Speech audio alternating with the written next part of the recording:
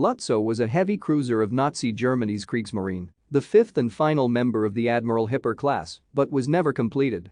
The ship was laid down in August 1937 and launched in July 1939, after which the Soviet Union requested to purchase the ship.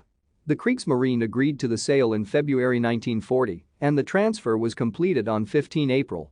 The vessel was still incomplete when sold to the Soviet Union, with only half of her main battery of 8 20.3 cm guns installed and much of the superstructure missing.